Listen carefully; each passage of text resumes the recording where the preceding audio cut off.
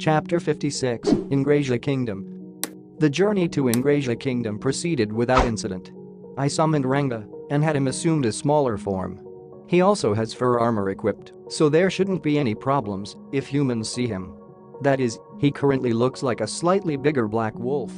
Though the road we traveled by was unpaved, it was still considered a highway, so we did see some mounted soldiers. Few monsters spawn around here, and there's little magic in the air. We didn't see any powerful monsters. However, the roads were infested, in some sense. Robbers and highwaymen, those petty types were all over them. But we didn't even run into them. Well, I guess that's to be expected. What kind of being could catch up with Ranga's pace? And it's not like we're running at neck-break pace, we're proceeding leisurely, but still at least 60 kilometers per hour. Far faster than any horse carriage. Thus, the journey proceeded smoothly and we arrived to Ingrasia Royal City in merely 2 days. The scale of the city was surprising. Sure, it's plenty wide, but there's also a large wall surrounding the city. 2 gates lead into it, and there's no way in, except for the 2 gates. It's baffling to think just how much money and time was needed to construct this. We entered the city and marveled at the sight. Many tall structures filled the city, but that much we expected. However, the scale of the buildings was incomparable those in Brumand. Most were at least 5 stories high. The city was full of brick and wood buildings. But more than anything, it was the strict city planning and the white castle in the middle of the city that made me wonder. A large lake occupied the center of the city and a castle was built in the middle of it.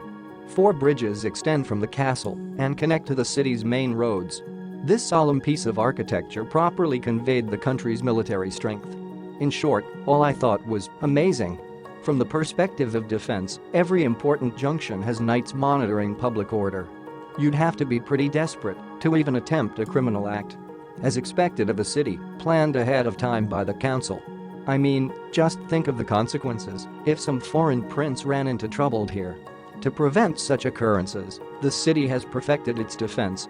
Thanks to the guild card, I was able to quickly pass through one of the gates. Normally, one has to undergo 3 different identity checks to be permitted access. At the first step, they check your identification documents. If you successfully pass this check, you have to go through a thorough body search. Then, line up in another line.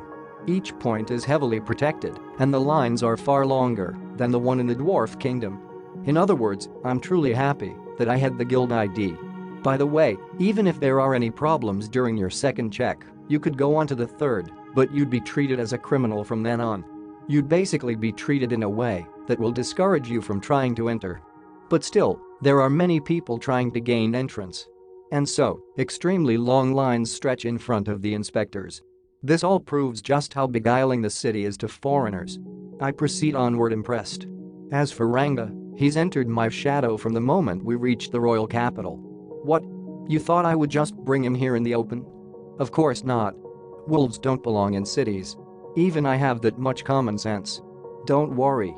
And so, after having hidden Ranga in my shadow and spent half a day in line, we finally entered the city.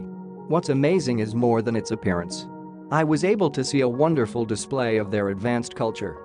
I saw many large gymnasium-styled buildings that are used for concerts. Busy squares are home to performers and theaters. There's also lots of advertisements for performances. I don't know if paper is just the cheap here, but you see flyers thrown away on the streets. Truly a metropolis. I was finally able to smell the air of busy capital after such a long time. No way. I thought in surprise, looking at glass buildings. Behind the glass you could see products being sold, like the store windows of our world. Actually, I guess that's exactly what they are. The only difference would be that the main products on display are armors and weapons. The stores that specialized in dresses and such were located closer to the castle in the high-class district. But those are not stores intended for the masses. You'd have to be pretty rich just to live inside the city walls, but housing near the castle is certainly limited only to the nobles. And that's a sign of wealth disparity. Well, that's just how it is. Isn't it natural to treat those that contribute more to taxes better? Thus, after wandering around the city for a bit, I started looking for an inn. The city is separated into 4 large districts. The merchants district, the sightseeing district, the production district, and the residential district. Separated by the castle in the center, a circular city. and easy to understand. So, I proceeded to the sightseeing district. As I thought, I quickly found a section dedicated to inns. There was also a bar in the back. That got me excited.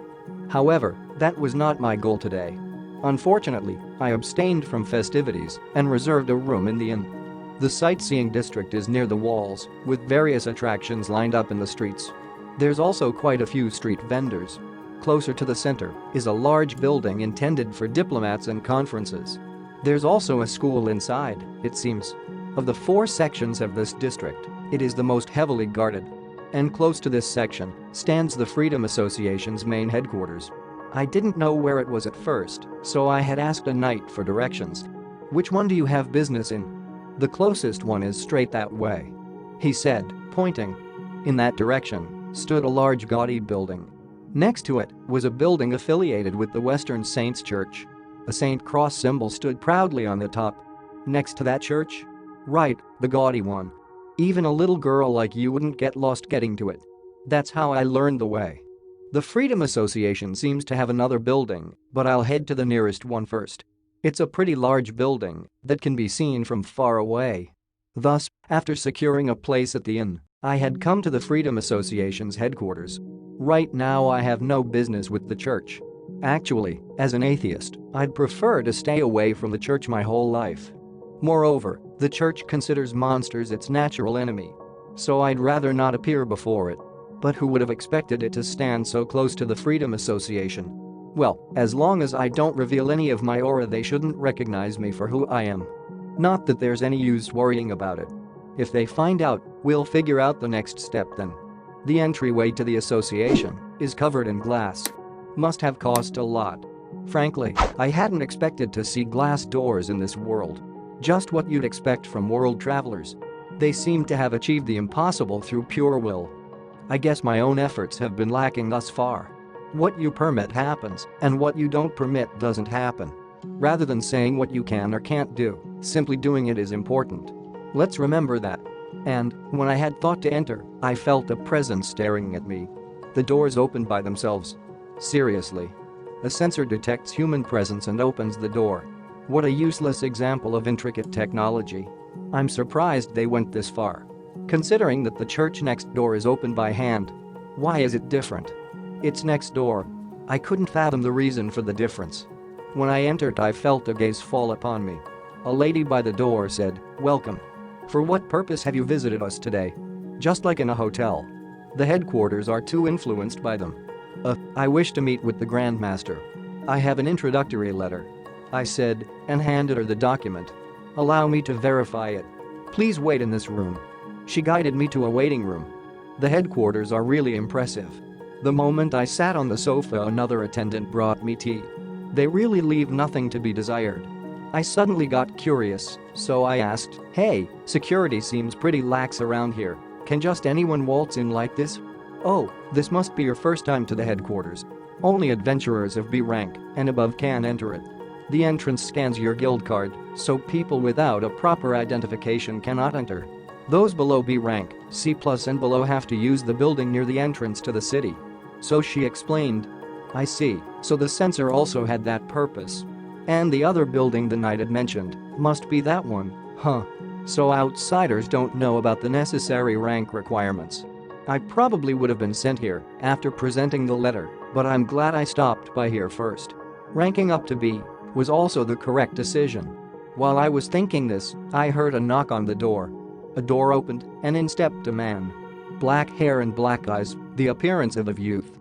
A rather good face, blessed with a truly youthful appearance. He could easily introduce himself as a high school student. "Pleased to meet you, I am Kagurazaka Yuki, the Grand Master of the Freedom Association. I'm looking forward to our conversation, Rimuru-sen. I'll listen intently," he said, flashing bright smile. "An easy to befriend young lad." That's how I met Kagurazaka Yuki. Of a partying, the door flew open, and Milim entered. That was the norm, so Free didn't react much. In the first place, the large mass of energy that was rapidly approaching her could only be Milim. When Milim entered, she happily exclaimed with a wide smile, "Yahoo, Free! What wonderful weather we have today." She was combing her beautiful blonde hair with her hand. her hands adorned with an unfamiliar item. Not a ring. Something enveloping 4 of her fingers, with dragon images as decorations. It fit naturally around her small hands. Did I come too early? She said, fanning her face.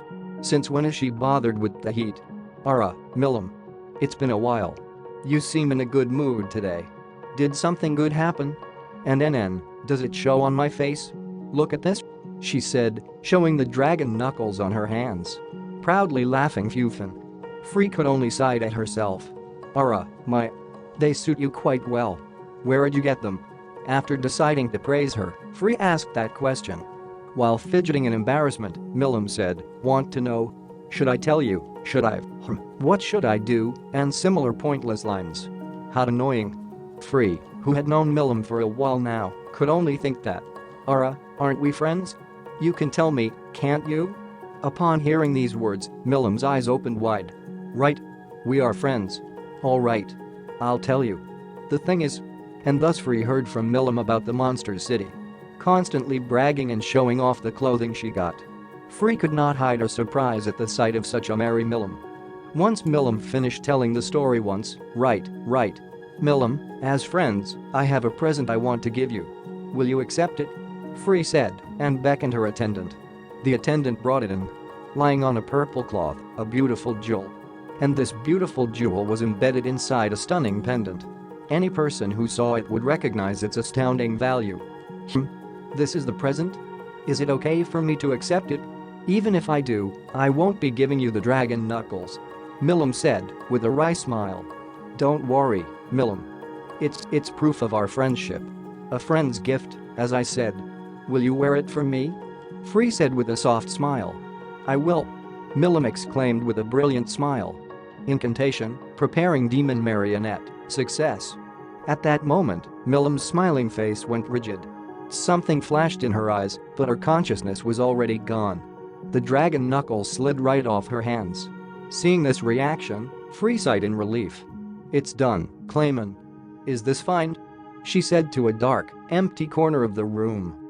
From where you'd think no one could be a single man emerged. Demon Lord Clayman. One called the Marionette Master. Cuckoo. Well done, Free. I have now acquired the strongest doll. Coo-ha-ha-ha-ha-ha. You've looked down on me as a young demon lord, but to have fallen for such a petty trick, how pitiful, Milam. With a sinister smile, Clayman struck Milam across the face. Her plump cheeks turned red, and her lips split. Milam, who was normally clothed in many defense barriers, did not have much defense right now. A normal girl, no, even lower than a human. It's natural for her to be hurt by a demon lord's attack. Coo-ha-ha-ha-ha. While loudly laughing, Clayman continued his onslaught. Shouldn't you stop now? HMPH, it's not a spell that would disappear with a little damage. Considering her arrogant attitude, surely you've got a grudge or two against her. Isn't that why you agreed to this plan? No? If so, then don't hold back. She can't resist anymore. Well, she is pointlessly sturdy, and we can just keep healing her when she breaks. His eyes bloodshot, Clayman kicked Milam into the air. Contrary to Clayman, Free was calmly observing. Hey, Clayman. You don't know, but Milam has an automatic defense mode, you see? We call it Rampage, where she uses abilities beyond her body's limit. So if you want to die, be my guest, but don't involve me in your side. Got it? Clayman regained his composure upon hearing these words. TCH. What a joke of a demon lord. What's with the oldest demon lord? Looking down on us. Whatever. If I use her, I can improve my standing among the demon lords. Free, you're my accomplice. So don't go thinking you can betray me now. Weren't we supposed to be equals? Fool. I'm the one who came up with the plan. You've already become one of my pieces. You don't want to die by Milam's hands right now, do you? Kuhahaha. Now that I obtained Milam, you can't reject me any longer. Free made an unpleasant face upon hearing his words. You are the Sky Queen, the ruler of the skies, no. You wish for Milam to disappear, and I can make it happen. She agreed to the plan because of those words. As she somehow learned that Milam is weak to the word friend, I understand. Good. Just don't try to betray me. What, you aren't like Milam, I won't order you around. Just ask a few favors here and there. While continuing his laughter, Clayman said. Now, he has assembled 3 demon lords beneath him. A power that their council can no longer ignore. At the very least, he's far surpassed the other young demon lords. Milim and Free. By controlling these 2, he could perhaps even force the others to follow. Then, even the old generation would come to fear him. He'll rule them all. After all, he's the marionette master. He'll lead them all under that name. The next one on the list is Demon Lord Carrion. After that, the next would be, Clayman was busy planning. Free coldly observed this. On the floor, Milim's dragon knuckles emitted a faint light. But there was no light in Milim's eyes. The dragon knuckles glowed in vain. Chapter 57, To Learn Magic. Kagura Zakayuki was an open-hearted good guy. His age should be in the second half of the 20s, but his look is still like a high school student. I heard the reason. It was due to some kind of curse. When he comes to this world, it seems he didn't acquire any unique skill or unique abilities, only his physical abilities that grow abnormally. Well, I give up. Actually, I noticed something was strange after 5 years have passed, he says that, while laughing and scratching his head. Thanks to that, I heard he never had a date with women before. Actually, he is a fellow who possesses a good impression. Well, is that so? That's disappointing. Ha. Eventually it'll turn better. I'm comforting him sincerely. By the way, Rimuru-san, are you a monster? But how could you pass the barrier of the association headquarters and… I'm a monster. My true identity is slime. This trivia, please conceal it. No. That's not just a trivia. Not that. Why did you made such city for monsters, eh? No, there are enough monsters to establish a city. Is it unusual? No, although from what I heard there's no other like, is that so? That's right, we stare at each other for a while. Well, whatever. For now I decided to get along with the leader of association, Grand Master. It is to discourage the city's image as a suspicious monster city. For now let's talk about the truth. Come to think about it, Shizu-san is aware of my true identity from the air I carry. I think she's an amazing person. Usually, there is no one that will think a person from another world would reincarnate as a slime. Actually, I'm a space alien. What are you trying to say? You? Rather, it's the first time I heard space alien since coming here. By any chance, damn, I was exposed. So, my true identity is a mysterious hero that fights after doing transformation, form change. Cayman Racer, poser as close as I could do, TL, nice. How nostalgic. Cayman Racer, I was watching it too. So, as I thought, Rimuru-san, you're a Japanese, right, Fufu. After I tell some material that only fellow countrymen could understand, it's a bullseye. In case he doesn't know the story, at that time I will think about something else. After that, we talk about various things together. Things that happen after coming to this world, Shizu-san's final moments. Living in this world, magic. The topics from the world on the other side. Such like endings and final episodes of manga and anime. He leans his body forward and really get into it. Master. From this point, please instruct me by all means, us. Haven't read 55 and 56, TL, sorry after checking the raw, it's me not us, fufufu. It's difficult. The anime you really want to know is already completed. Of course, on those matters the grade I won't make any mistakes. I will restrain on what should not be said. TL, should I write it as I will not give unnecessary spoiler, it's a gentleman's etiquette. How HA by all means, of course. His desperation comes out. In the middle of the conversation, the secretary Wani-san entered the room with tea. She opened her eyes in shock and almost dropped the tray. As expected, the prank has probably ended. Well, he can't read the continuation of his favorite manga, so it's natural for him to be interested. Among them, some had reached its conclusion, but most of them didn't advance that much. Some of them were interesting, but some were awful. That's what I expected from him, Japanese world traveler that has knowledge after living in this world for 10 years. Of course, the serious talks begin now. The previous one is only casual talk. Rimuru-san, the reason you came to the royal capital is not only to meet me, your fellow countrymen, right? Is your goal to return? Return. I'm thinking about it. However, I gave up on it. Because I'm already dead. However, for young people such as them, returning might be their goal. Are you able to do that? Regarding this question, the response that comes was silence. It's not an easy thing to do. If it is an easy thing to do, they would already return a long time ago. I already thought that. It's like a one-way road. This world is like a half-material world, and I understood the explanation he gives. It's simple. The previous world was a full material world because there is no magic power on Earth. Spirits, demons, fairies, monsters can exist because there are magic power in this world. Therefore, you can easily go down, but it's impossible to climb up. Once your body became half material, you can't turn back easily into your full material body.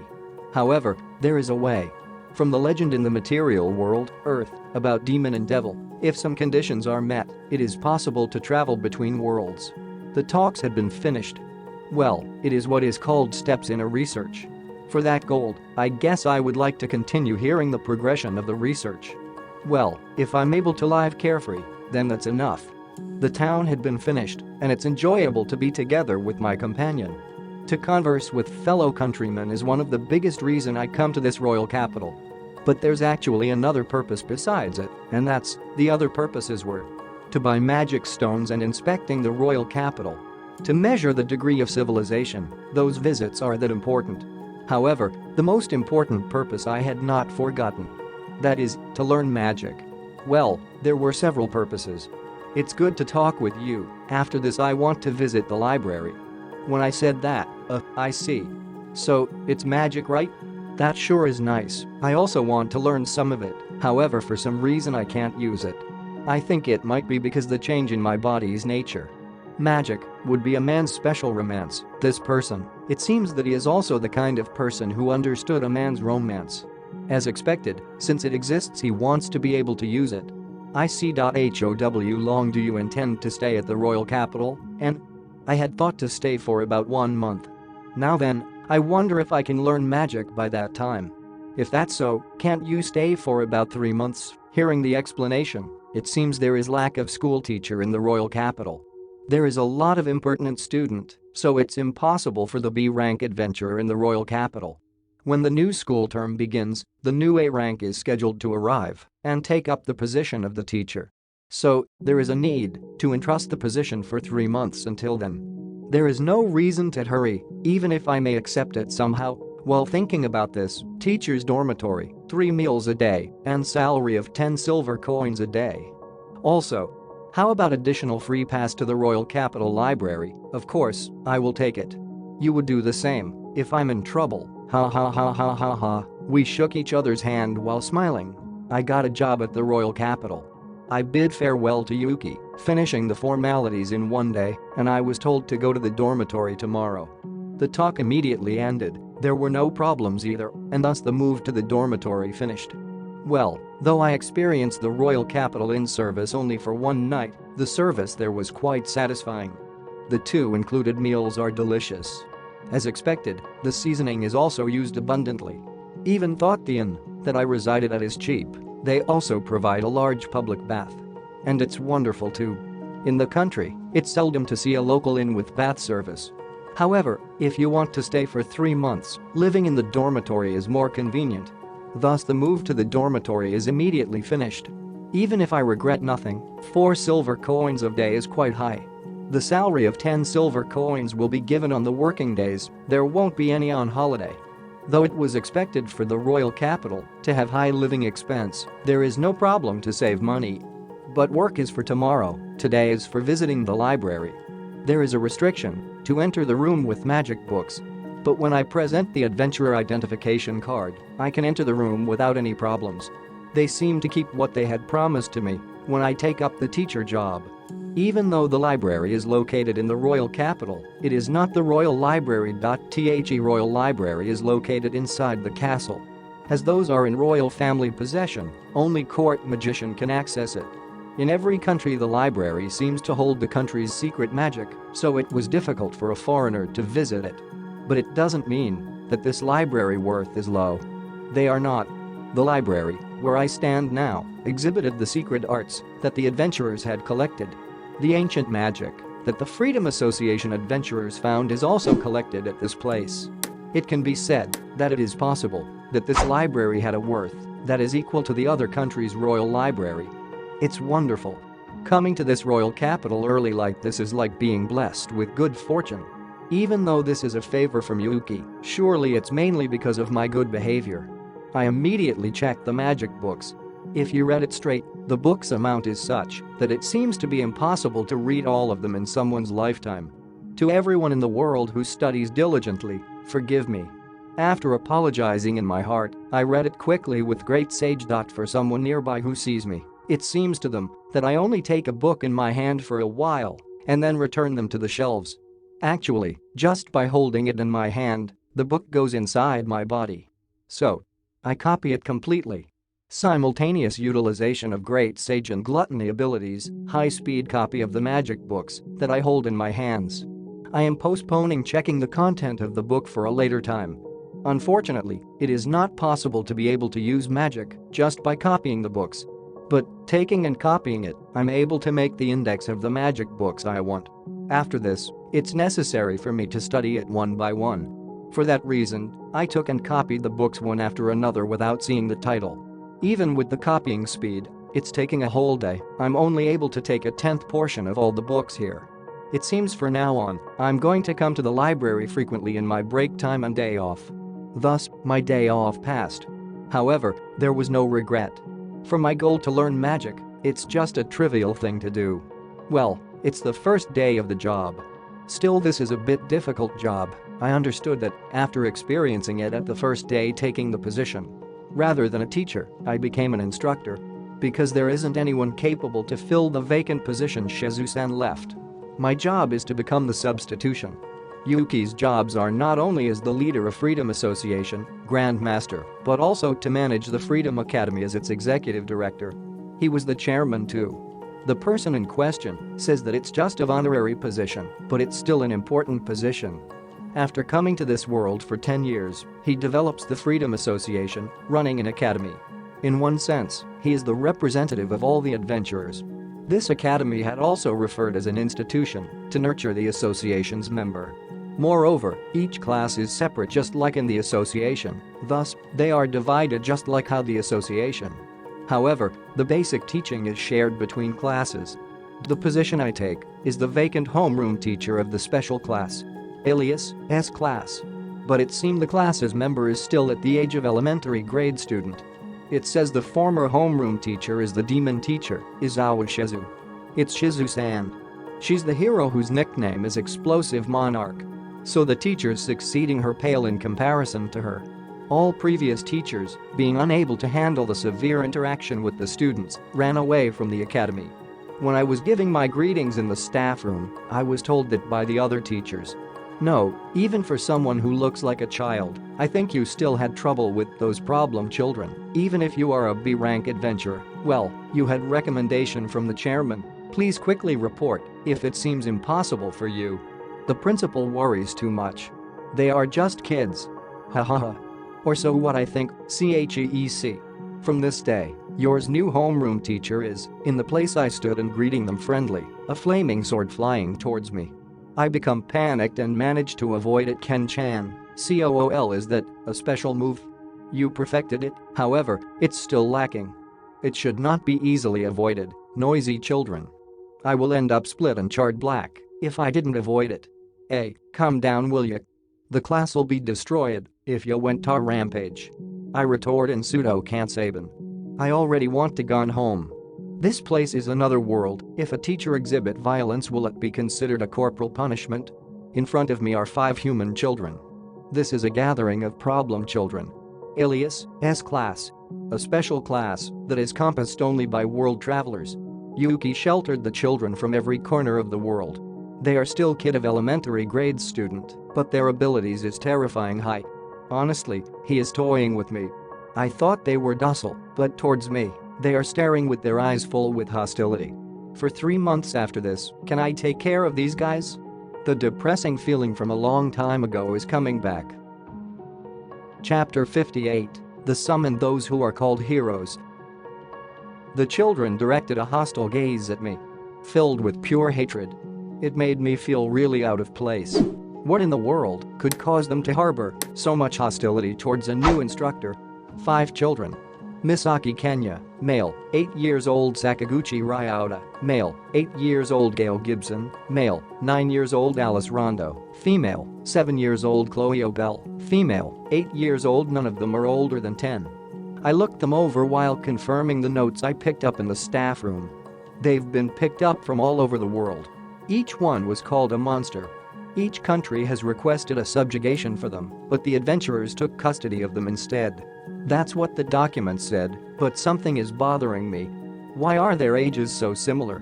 And they've all been picked up in various circumstances from countries surrounding the Jura forest. Moreover, within 3 years of each other? There might be something going on. They seem to have grown very attached to Shizu-san. Other than her, they only listen to Yuki's words. Well, unless you see them for yourself you wouldn't know how mischievous this bunch really is. Yo, what's with the sudden aggression, brats? Or Sama, will be your instructor from now on. The name's Rimuru. I'm not as nice as Shizu-san, so prepare yourselves. I thought to start with a greeting, but shut up. You won't deceive us. Right. Even if we listen, you'll just kill us anyways. What did you do with Shizu-san? Did you kill her too? Yeah, we won't trust an adult. You'll just dispose of us, saying that we're good for nothing, right? What's with their response? This is not at the level of classroom disruption. They are not just bratty, that's real killing intent right there. I mean, how did they even think that we're trying to kill them, or that we killed Shizu-san? There's something else at work here. That day, we couldn't continue the lesson. I don't know their circumstances, so I can't just force my will on them. So, that day ended with just a greeting. Ken-chan, are you okay? Stay away. That mask-wearing instructor, what the hell was that? Hey. Calm down, okay. I could hear them making noise beyond the door, but I paid it no mind. I only allowed another member to introduce themselves. Ranga, I mean. He's probably observing the class instead of me. How pleasant. But the kids who clearly lack the will to solve the problems he handed out seem keen on playing around. So the fact that today's lesson became self-study is something I could not have prevented. So, leaving the rest to Ranga, I decided to visit Yuki. Inside the Freedom Association chief's room. Yuki and I are holding a discussion while sitting on the sofa. A pleasant aroma drifts from cup of tea before us. I continue the conversation. So, please tell me the kids' circumstances. I get straight to the point. Yuki looked me straight in the eye, and after thinking for a bit, Rimuru-san, let me ask you a question. How much do you know about Sakaguchi Hinata? What's that about? Did something happen between Hinata and the kids? Not much. She's a fellow Japanese. And that she remembers things quickly, so Shizu-san said, HMPH. He nodded in response. In that case, how about the difference between summoned and world travelers? Now that he mentions it, I don't know much about them either. They are guaranteed to possess a unique skill. And the summoning success rate is low. Also, they have a curse carved into their souls. I told him that much. Yes. That matches everything that we have learned about them. You know a lot, don't you, anyways? Summoning requires very definite circumstances to be prepared as to allow you to summon a person with powerful abilities. Someone whose will is especially strong. Now then, what about summoning conducted under incomplete conditions? Yuki's following explanation made me feel sick. The success rate with 30 magicians chanting summoning magic over the period of 3 days is the success rate with 30 magicians chanting summoning magic over the period of 3 days is a less than 0.03%. Moreover, a magician who has used summoning magic cannot use it during a set interval. The rest period ranges from 33 to 88 years. Usually, the time is used to prepare the environment to better the chances of the summoning. Now, what would happen if you ignored these rules? If you do, there are less requirements to conduct the summoning, and you can continuously summon. According to what Yuki said, summoning conducted thus usually results in children being summoned. Children with strong souls or abundant magic are forced over here. Without being granted the ability befitting them, without a unique skill, the abundant magical energy causes their bodies to implode. They are fried alive by the powers they possess. Hey. Wait a minute, then are those kids? At the moment, the record is 3 years. That is the lifespan of those improperly summoned. And those kids have been summoned like that, failing to become heroes. Heroes? Why would Were they forced into this by Sakaguchi Hinata? Yuki does not answer. However, his silence only confirms my suspicions. The church is seeking a new hope, a new power. The wish of all humans light. Humanity's messiah, the hero. I have secretly investigated many facilities and broke the children out. What the hell? I have not found a way to prevent their deaths. Children under the age of 10 are no exception. If they do not possess a unique skill, they will surely die. Aren't the summoners bothered by the loss? Aren't these failures dissuading them or something? They calmly summon more and more. Since they can just continue doing so, they don't care. That's probably what they are thinking. Are you kidding me? Why have you allowed the church to continue existing? The church, the Western Saints Church if influential. Surrounding the Jura forest, other than the heretic country Syrian, every country is a devout follower of the church. Do you understand? That's not a power we can defeat even with the government's support. There's also believers among my associates. If we make the church our enemy, the association would fight with itself. Yuki said, his expression pained and powerless.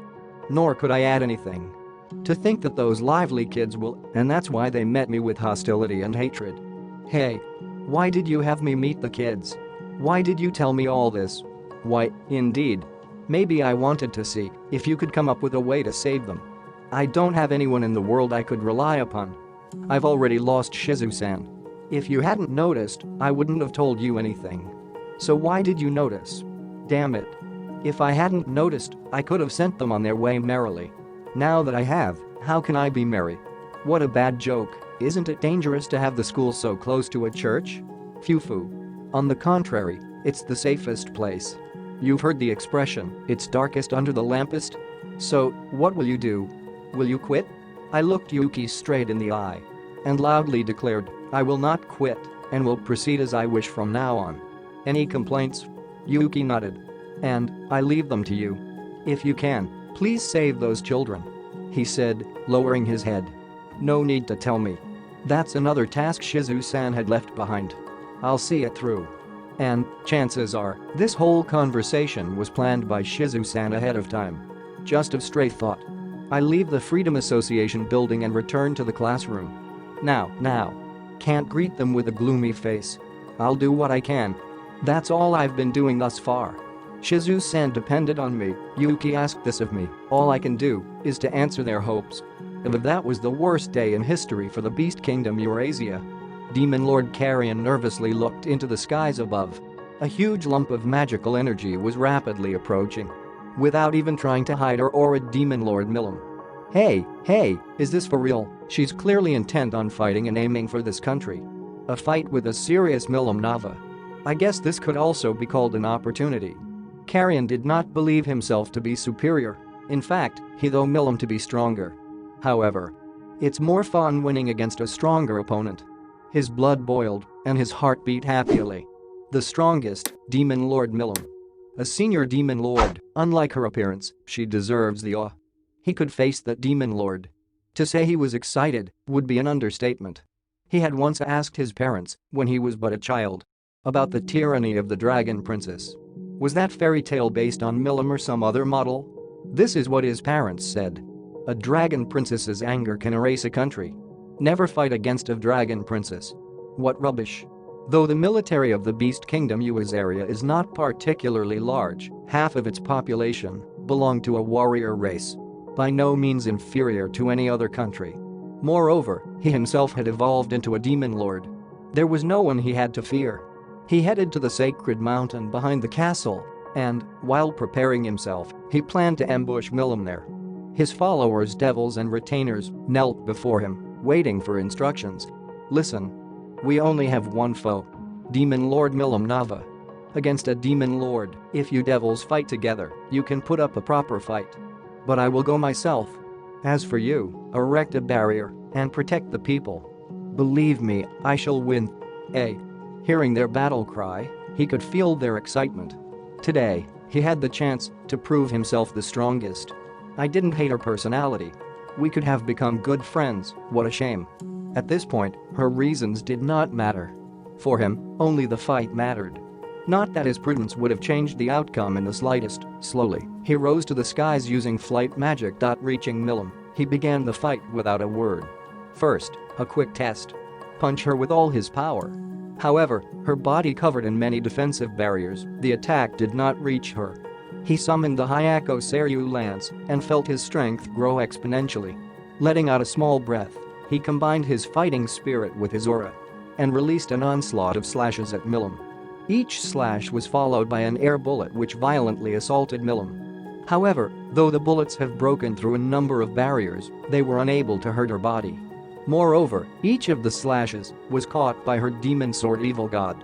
It didn't suit her at all, that long, curved, single-edged blade. The sword was dyed in a pale blue light. How many demon lords has this famous sword slain? TCH. Carrion distanced himself from Milim and regained his posture.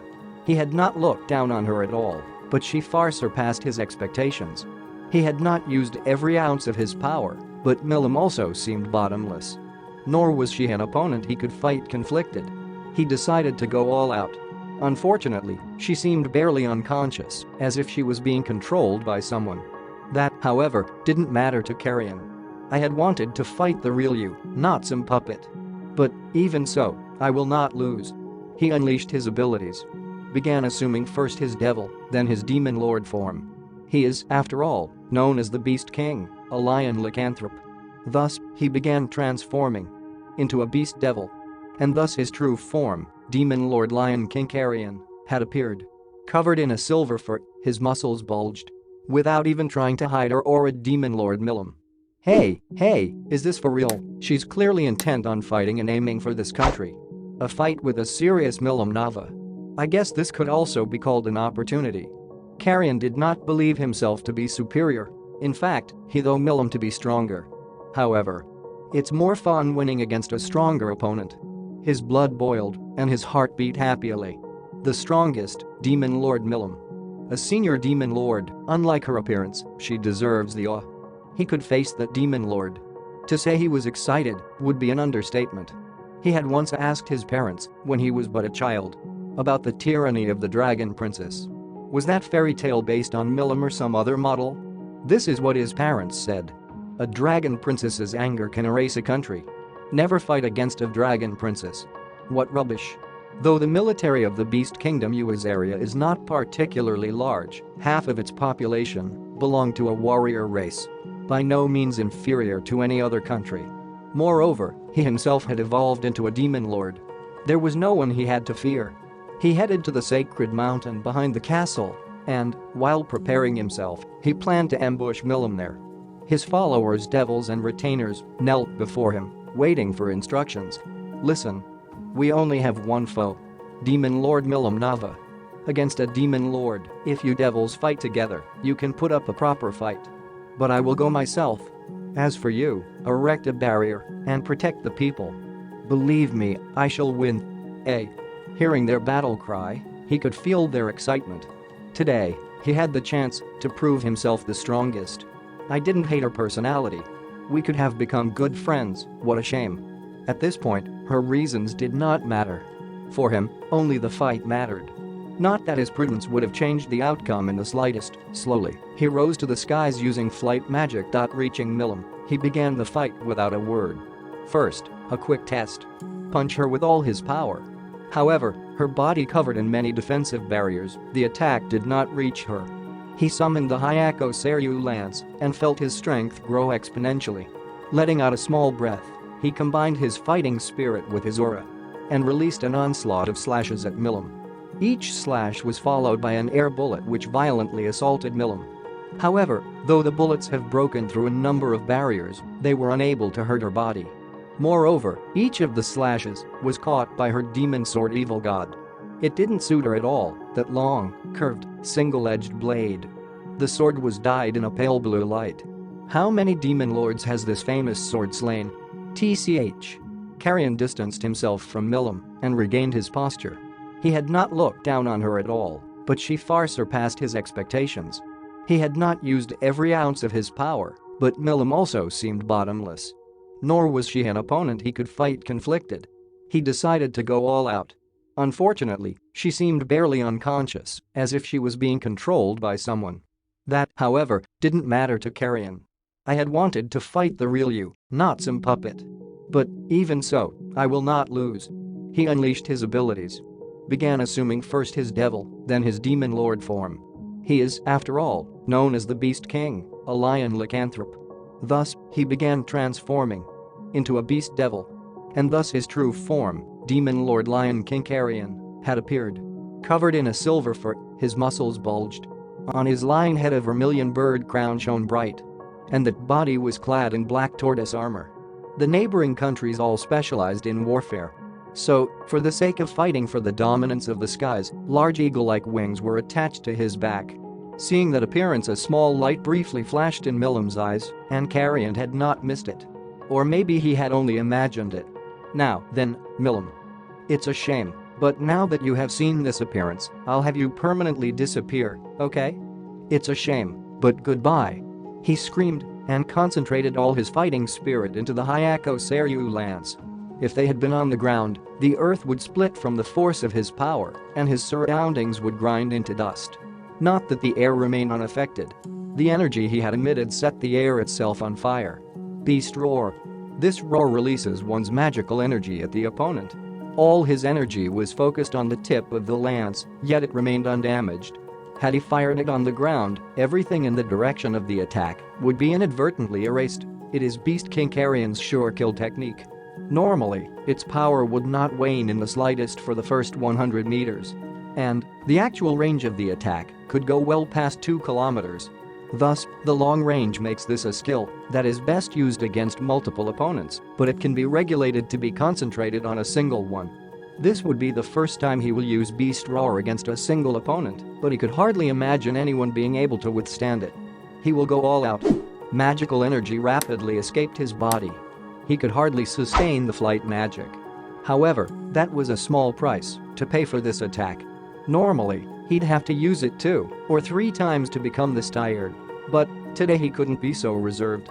His opponent was covered in many high-level barriers. Taking a deep, and while falling towards the ground, Zaza, he dodged the return fire. Blood trickled down from his back, but he closed the wound with spirit alone. He looked up at her. However, he didn't want to see her, nor believe that such a thing could be possible. A being who has so far exceeded his expectations. Dragon wings spread wide, her blonde hair fluttered in the wind. And, though it was not there before, a beautiful crimson horn now adorned her forehead. Her light gothic dress has changed into jet black armor, so this would be her real battle attire, huh? Though Carrion was now exhausted, his opponent was unhurt. What a joke. Cut me some slack.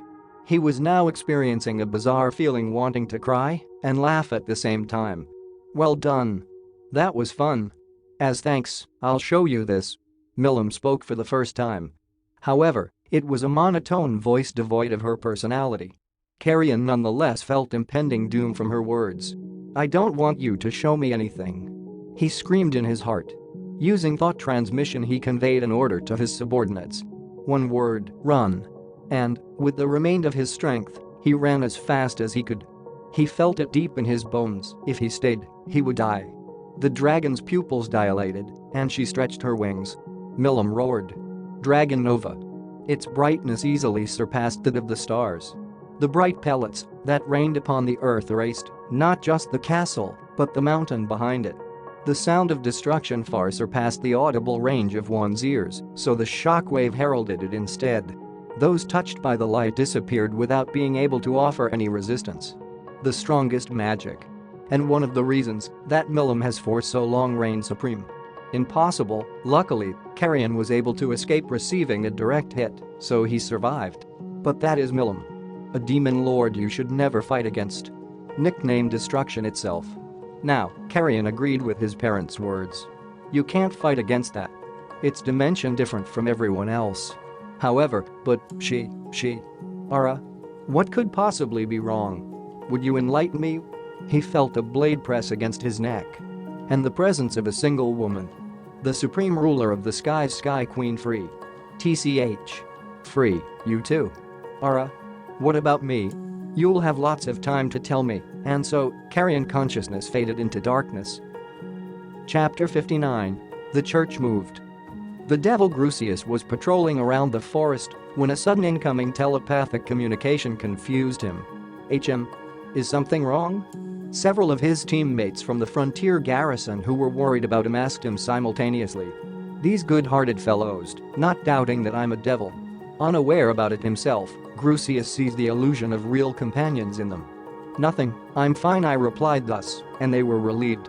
Nothing's wrong whatsoever, that's outrageous. I am now receiving the contents of the telepathic communication. Grusius. It's an emergency. When the time comes, act in accordance to your judgment. We are currently at war. I'll contact you again when we win. Until then, you're free. There's no doubt, something's happening. This is the first time I've heard panic in Demon Carrion's voice. Just who is his opponent? It was irritating, and I can't think of anything. What should I do? He told me to make my own decisions, but I can't think of any measures. After that I tried to telepathically communicate just in case, but nothing came out of it. Grusius's heart was gradually filled with anxiety while paying attention in order to prevent his teammates from realizing his unrest. The face of Demon Lord Clayman was filled joy after receiving the report. Carrion was the one who tried to persuade Milam, but it somehow ended up as a battle. That's good. Indeed, there are few demon lords that will still be merciful after being annoyed. According to the report, Milam triumphed over Carrion with overwhelming combat prowess and even blew away the royal castle, Moritomo. Rapporteur Free said so while elegantly drinking tea. The other devils apart from Free, who were spies, all reported the same thing. There's no doubt. Demon Lord Carrion is dead. Even a strong demon lord such as Carrion was no problem if you have absolute power, Milam Nava, in your hands. The 10 great demon lords who ruled over Makai. Among them, 3 individuals including myself grouped as one. Now, one member has disappeared.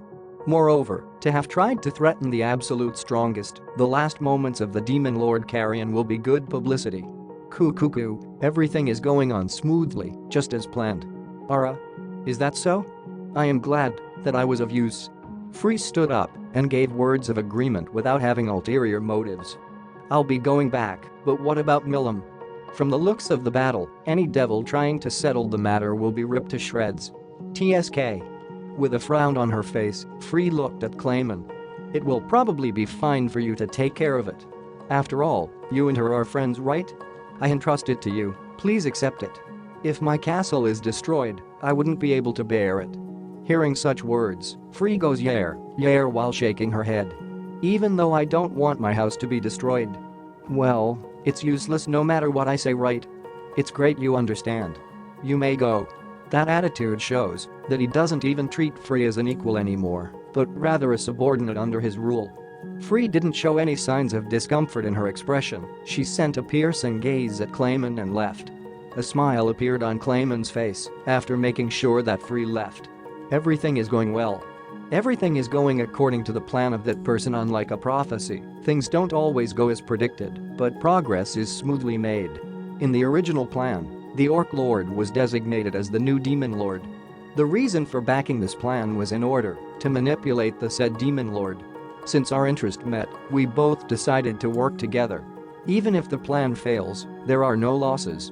But then, a suspicious monster appeared, and it created a monster town. As soon as this was known, the plan was modified to utilize the town. To use our common interest as bait, using the monsters in that town as bait. The bait was bit, and luckily the one who bit it was the strongest demon lord. Clayman started his plan, first, by intercepting a multi-layered barrier. Then, as usual, he carries out his periodic report. A trustworthy partner. He has sworn his allegiance to the true master. Ever since Myelan joined the frontier garrison, every day was an extremely busy day. Just because she took up the duty of a shaman doesn't mean she'd be any less busy. Sometimes an individual curious about the dark arts would come along, and she would teach them. If they were simple curses, she could teach them. Before she became a devil, she was originally a witch. Teaching curses used by humans is a simple task. What she was busy with was as a staff officer, another one of her positions. In the first place, asking a newcomer to take up the position as the staff officer is not a good idea. To put trust in a devil, these people are overly good-natured. That's probably the impression she had, if she were to put it in words. Giving commands for the platoon to meet up in the monster's city and reporting to the captain. She's been handling all that. To think of her as irresponsible is virtually impossible. Even so, in the midst of all the discomfort, there were also a lot of thoughts. After interacting with people for a while, long-forgotten feelings started to resurface. And, Myelin, is it fine? Please tell me your response soon. Said by a man courting her, she looked back at Yamu. From the start, I felt his gaze when I infiltrated the frontier garrison. I was on alert whether we were discovered, but Grusius said he didn't feel anything. What is happening? When I was thinking about that, Yamu gazed over here. When our eyes met, he looked away in embarrassment. But recently, not only his attitude, but even his words contained hints of courtship. He said, I love you. Please date me. You will definitely be happy, I promise. Ed, that's not a hint XD. He threw a straight ball. Even though he usually has a frivolous attitude, he was actually serious. He hasn't made any moves until now. The times when I was just a young girl, which would have been 700 years ago. I can't remember much from back then. I don't have any memories of interacting with other people. To be honest, the experience called love is something that girl has no experience with whatsoever. There was more joy than anxiety. Moreover, he said he promises happiness, even though my heart is held in the hands of Clayman. I can't, no it can't. Besides, how could a human fall in love with me? In the end, she postponed the reply. I refuse. Her reasons tell her so, but for some reason she couldn't muster the courage to say it. She's been a devil for 400 years, but this is the first time she felt such insecurity. In such a state, Myelin was contacted by Clayman. For the devil Myelin, Clayman isn't the target of her loyalty. If it's possible, she wouldn't hesitate to pull off a dirty trick. However, against that sly demon lord, such a chance will probably never appear. The last time she reported, she remembered that Clayman was in a strangely good mood and felt uncomfortable. He probably came up with something devious, she thought. Unfortunately, she has no countermeasures. It's not something she can openly go up against. Even if someone is feeling unhappy, there is no way for them to save themselves. Having unpleasant feelings about this is natural. And suddenly she received contact. You appear healthy. Thanks to the information you bought, everything is going smoothly here. Good job. Even though I have been keeping your heart for you, I think I might return it soon. A sudden offer. Myelin suddenly felt exhilarated. But panicking wouldn't do. Her opponent is a demon lord. To even trick those working under him without shame, he is certainly the wicked marionette master. Wow. Thank you very much. That would be the safe answer. There's no need for you to be cautious. What? I just have one last thing I want you to do. Until then, keep enjoying your leisurely life. Now then, see ya. She was spoken to without being able to reply, and the connection was cut. Is this a trap? There's no way to confirm it. Doing what she has done so far, she simply followed orders. However, if I really was released, I wonder would I have accepted him? With an uneasy feeling in her chest, Myelin resumed and acted as if nothing has happened. Of a Sakaguchi Hinata had awakened from her light nap in a sleepy state. Diligently serving her, Nicholas had brought her a cup of coffee. Oh, have you awakened? Cardinal Nicholas Spiritus. He is the man who sits at the pinnacle of the Western religion, the sacred, inviolable, confidant Pope of the Holy Kingdom Ruberios. To Hinata, that man is as faithful as a tamed puppy. They shared a bed yesterday, and even allowed him to be her companion overnight. Without getting tired, she looked at him who licked her body clean. Tennessee note, that's what the translations are saying, it's turning into an Eero novel. Really, just like a dog, that was what Hinata though. He worships Hinata, as if she was a goddess or a saint. An idiotic man, Hinata though. Even I would excrete after I eat. After a year, it's natural for me to age. It's not like my body would remain beautiful forever. All this man is looking at is a mere fantasy, he desires her body. It's cheap. Even though I don't think this body is worth that much, he can do whatever he wants with it. To her, her body is merely a mean of winning somebody other. There are no other values. Of course, that girl also has carnal desires. She's not sexually frigid. Even so, what then? Only a few men I like is allowed to do as they wish to my body. However, men I hate will not be forgiven if they do the same. That means, in the end, I don't dislike Nicholas, is that it? The reality is that people around her can't understand her. Now, breakfast is ready. What would you like to eat? Sweets were suddenly brought forth. Nicholas, preparing and carrying out breakfast for someone else, that is something nobody could possibly imagine. Because anybody who knew Nicholas would describe him as an arrogant, egotistical, cold-blooded man with the mask of a saint. I got it. Thank you. When Hinata calls out casually, Nicholas nods his head with glee. And the two had breakfast. After a long time, the meal tasted delicious. Oh yes. I had something to report to you. This is something a spy brought earlier. After finishing their meal and being relaxed, Nicholas talked to Hinata. It can't be helped if he want to gain her favor. Hinata, while combing her prized black hair left and right with her comb, stared at Nicholas. Picking up her circular glasses off the table and putting them on. Let's hear it. She asked briefly. Inside there is the beauty amongst beauties who held was the captain of the Knights Guard division working directly under the Pope. On her the usual calm, cold expression. The time to relax has come to an end. Nicholas began sharing his information about the turbulence of the monsters within the Great Jura Forest and the monsters building a town. In addition, certain countries had already started trading with the monsters. That was what information were shared. What did you say? These monsters overturned the church's religious belief that monsters are common enemies of mankind, Hinata mutters, to which Nicholas nods. That's right, what will you do? Fumu, that's right, Hinata is in deep though. Crushing them is easy. However, it is human nature to leave them alone if there are no problems. At the very least, as long as they are crushed before they make contact with humans, everything will be over. We can only wait and see now. However, investigate the war potential of that town and ensure this is a force we can crush. As the church, we cannot move unless there is a request from somewhere. Well, if nothing turns up we can simply force one out. Tennessee note. I've already lost count. How many fantasy novels have a human supremacy religion as their main antagonist? Thus a conclusion was made. After hearing this remark, Nicholas nodded. Let someone check it out.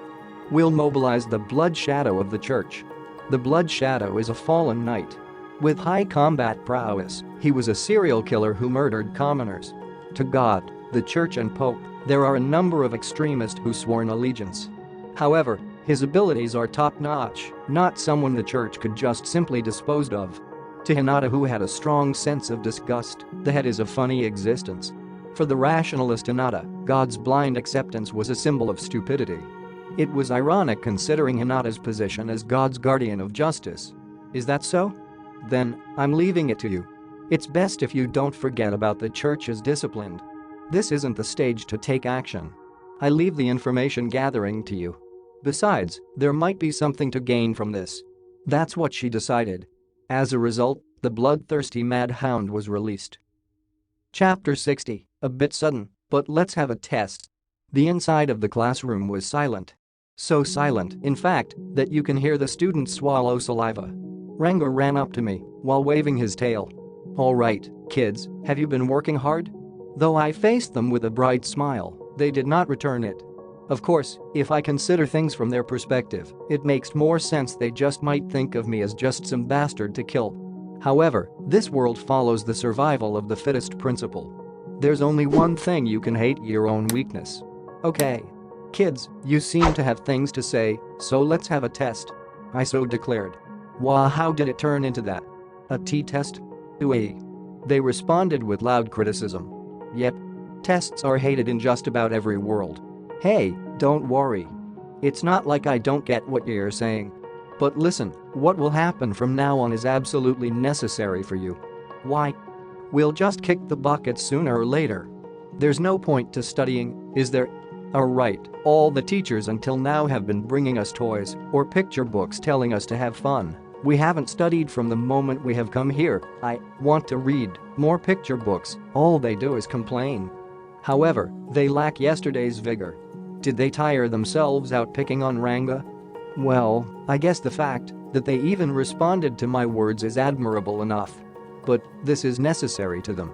Unfortunately, I cannot compromise on this. All right. I understand your point. But the test game that we'll play from now on will help you kids, you brats, get to vent some anger. It should be fun. In a second, you will have a mock battle with me. The rules are simple. You can go all out and use anything you want. Should you bring me down, you win. If I am still on the run after 20 minutes, I win. Simple? Just that? Yeah. We'll have the test inside this room. I'll erect a barrier so no one can get out. Those observing also cannot help. Do you understand the rules? If you do, then decide who goes first.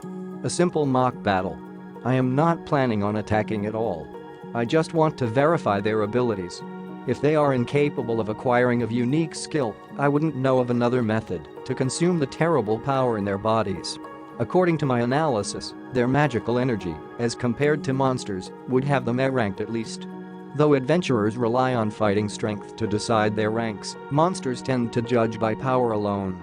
I was at first surprised to see B-rank adventurers whose magical energy is hardly C-ranked. I only learned of this after having become an adventurer myself. Normal monsters do not concern themselves with skill proficiency, so they were usually evaluated based only on raw abilities. Of course, there are plenty of monsters that do hone their skills, so generally speaking, these kids are A-ranked. If they can properly use their abilities, they should be formidable opponents. They finally decided the order. With an eager face, Misaki Kenya is coming at me. He's just an 8-year-old troublemaker. Is he the leader of these brats? Hey, I can use the sword, right? Impudent little. Go ahead. And brat, when you lose, I'll have you address me politely from then on. HMPH. I won't lose to a lousy adult. I've only lost against Shizu-san. Hee. How about you leave the self-praise for after you win? Thus we were ready for the match. I'll have the children keep time. I acquired a sand watch the other day and showed the kids how to use it. Now then, shall we start? Begin. Kanya moved on Alice's command. He moves well for an elementary school student. Actually, he's defeated adults before. Not that it'll have any effect on me. Go for it, Ken-chan. Don't lose.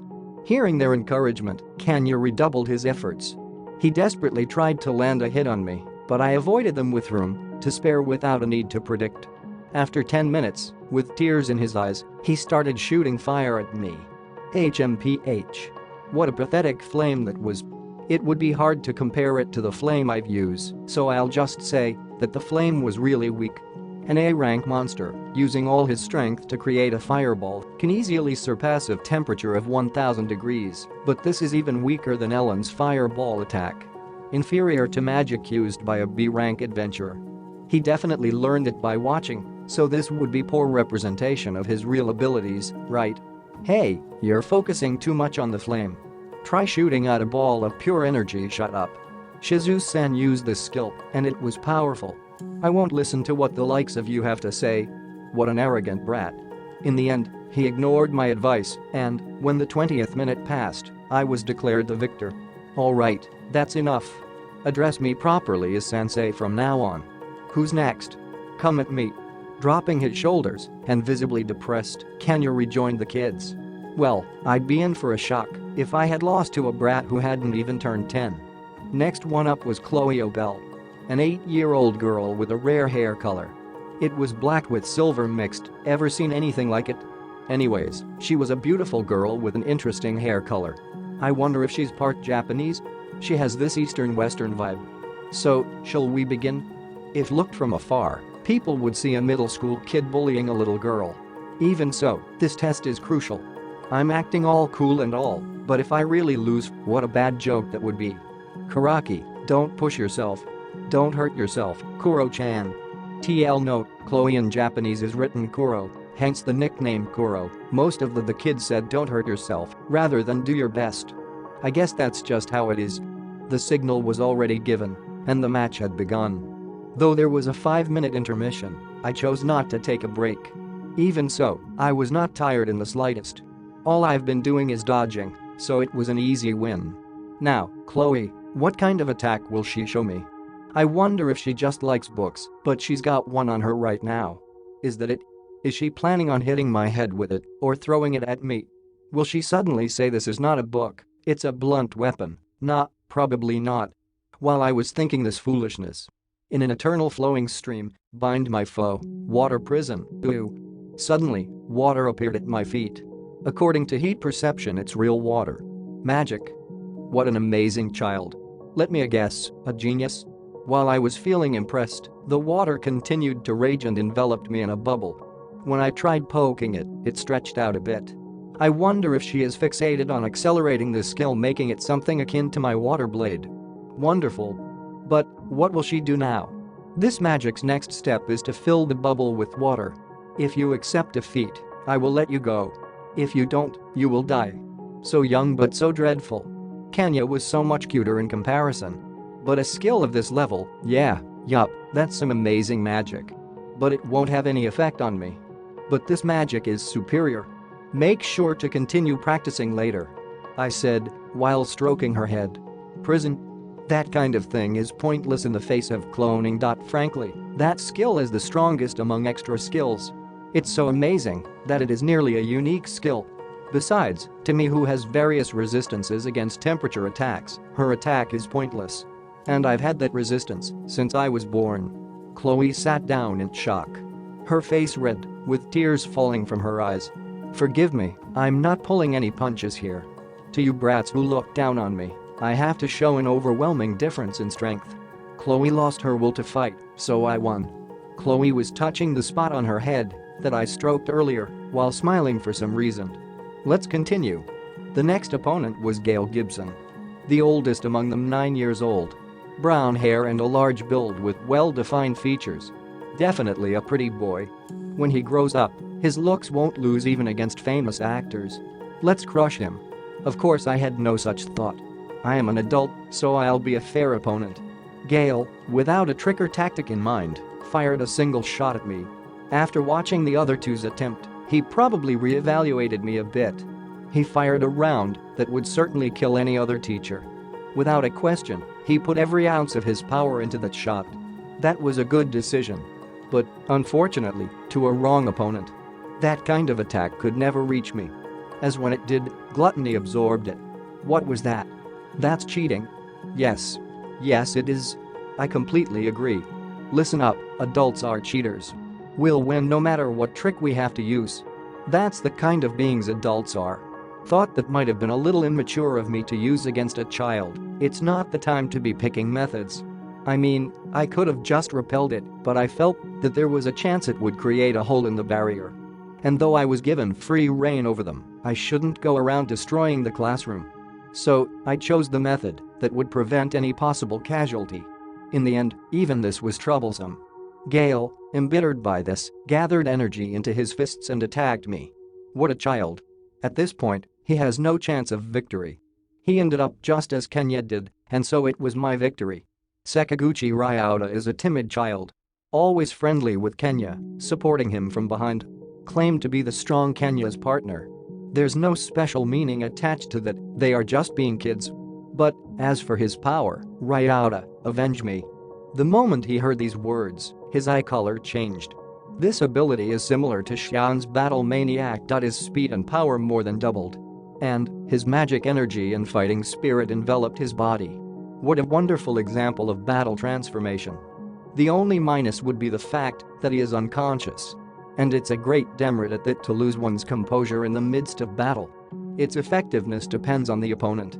I mean, maybe Battle Maniac is a common skill, but against high-level opponents it's not even a gamble. You are certain to lose. His movements are good, so maybe if his opponent wasn't me, he could put up a fight. But, too bad. I easily evaded him for 20 minutes. The last one was the girl Alice Rondo. The youngest, 7 years old. Her hair blonde and straight, reaching to her shoulders. With a face that could be described to belong to a doll, she is certainly a beauty. Unlike the adult like Chloe, she is, apparently, a tomboy. Now, what kind of ability will she show me? Alice threw the doll she held in her hands in the air and go, "Bear-san." She called out. Huh? While I was thinking that, a bear suddenly started attacking me. And its attacks were pretty strong. Her power is called Golem Master.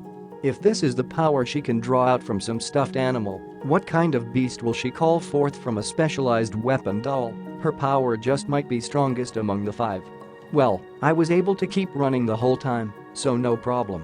I hadn't expected the strongest power to be saved for last, so I'm glad I was able to save face. When she summoned 10 of them, I almost snapped and burned the whole place to the ground. But I held it in and focused on running away. I thought that if I burned them, I'd have to console her afterwards. Anyways, thus the 5 have come to know my power. The abilities they possess are as described. There's a great mismatch between what you'd expect from them and what actually is there. Why have their skills developed in such weird ways, you might ask? Probably, these are the skills that they have desired from the bottom of their hearts. So, my only choices are either to have them acquire a unique skill or search for some other method. Within the next 3 months, their powers will go wild, causing their bodies to collapse. A drastic measure, but I was able to confirm their status. And I found that using all of one's power is the best method to stall the collapse. Each time they release the excess energy, they extend the deadline by a little bit. Now, as for the actual treatment, as this test has shown you, I'm strong. And this strong, I will promise you, I will save you. I swear on this mask, I will find a solution. So I declared to the children. They all diligently listened to my words. First, I was successful at getting their attention. After all, if you don't put your mind to it, you aren't actually listening. Somehow, perhaps they just feel obligated, I got them to listen. Is that mask Shizu-sensei's? Suddenly, Alice timidly asked. It is. Shizu-sen entrusted it to me. And, other than entrusting the mask to me, she entrusted you bunch as well. So I answered. Though the mask's appearance has changed slightly, she was able to notice. She nodded with satisfaction at my response. Seems like some of her worries were dispelled. However, now that she mentioned the mask, some memory appeared in my mind. What Shizu-san left me, it was to hit Demon Lord Leon. But could Shizu-san have planned to defeat a Demon Lord? Wait a second, Shizu-san came over here when she was 10, right? So why did he save her? Let's think about it. Though I don't know the details, I feel like there's a hint buried in these memories. Besides, it seems strange that Shizu-san would just abandon the kids to pursue her own goals. Perhaps punching Leon and saving the kids was one and the same task? In that case, Demon Lord Leon must known of a way to save the kids. He had saved her once before, after all. In that case, what is the method? Along with Great Sage, we're busy considering these things. And, as always, Great Sage did not fail my expectations.